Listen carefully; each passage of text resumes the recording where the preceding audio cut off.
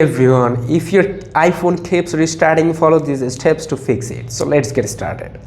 First of all, you have to press and release the volume up button, then you have to press and release the volume down button quickly, and then hold the side button until the screen goes completely black. Let me try it again, and that's it. And switch your iPhone off and then turn it back again. Hope your problem is solved now, and if it doesn't work, try again. This one, delete your data, and you are still facing the problem, then follow this option I am showing here.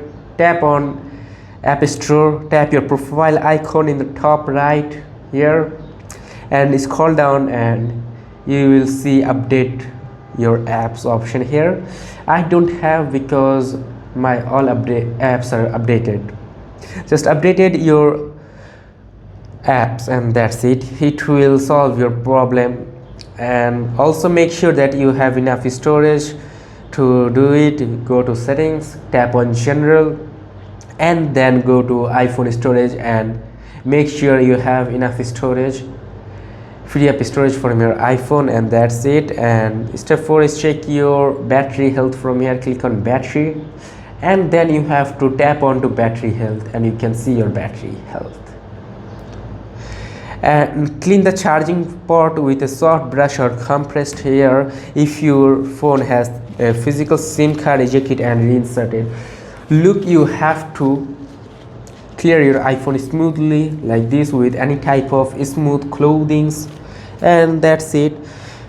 It might solve your problem. And lastly, if you still facing the problem, you have to reset your all settings. To do it, tap on settings, then go to general, scroll down to the last and tap on transfer or reset iPhone, then click on to reset and tap on reset all settings, and that's it.